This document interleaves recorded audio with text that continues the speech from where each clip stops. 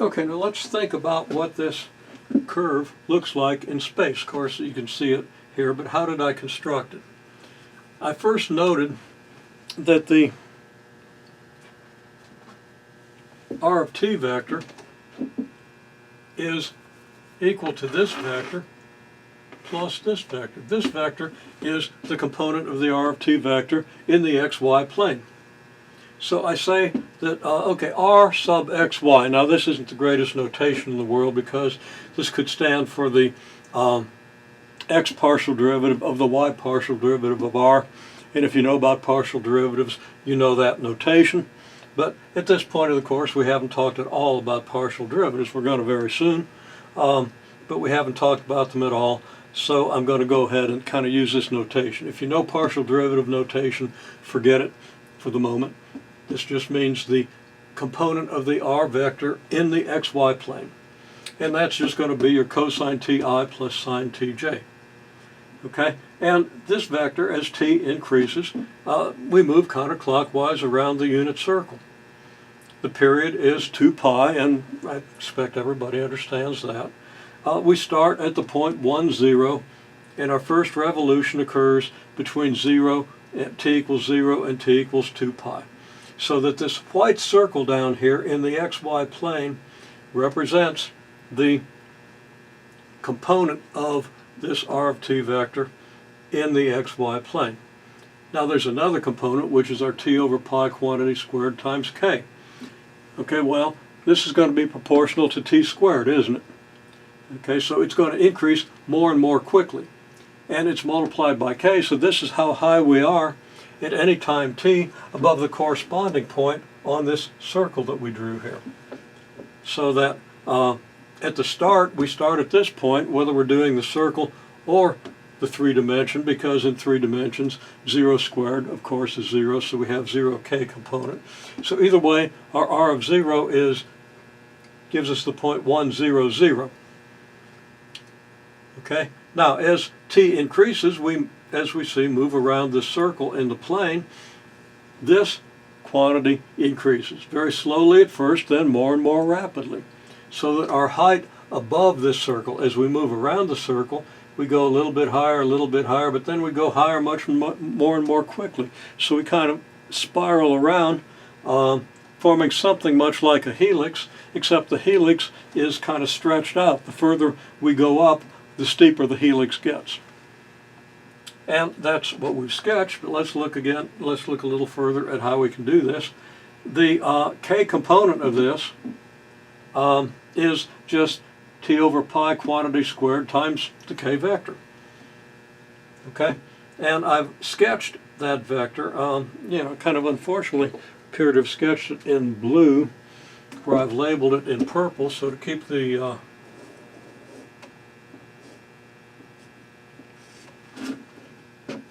picture sort of consistent. Okay, I've got this component here. This is my t over pi quantity squared times k. And that's added to my rxy vector, which goes from here out to the circle, this vector. So this vector, the rxy vector, plus the t squared over t over pi quantity squared k vector, add up to the vector that gives us the point on the circle. And that's this vector. And this vector is the r of t vector. Okay, so here's my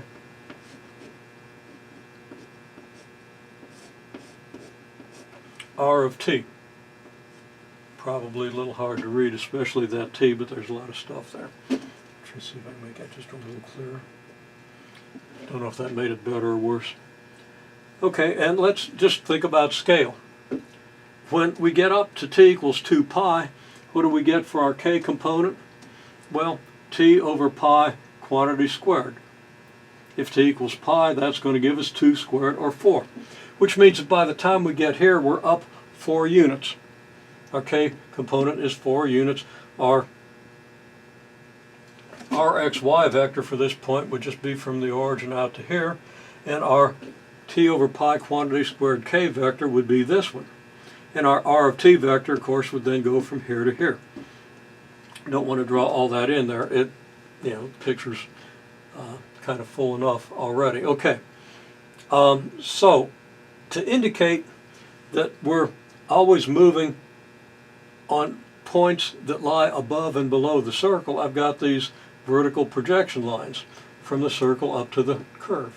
Okay, those would be my K component lines, and my R of T lines would then go from the origin up to each of these points, okay, on the helix, or the stretched helix, unevenly stretched helix.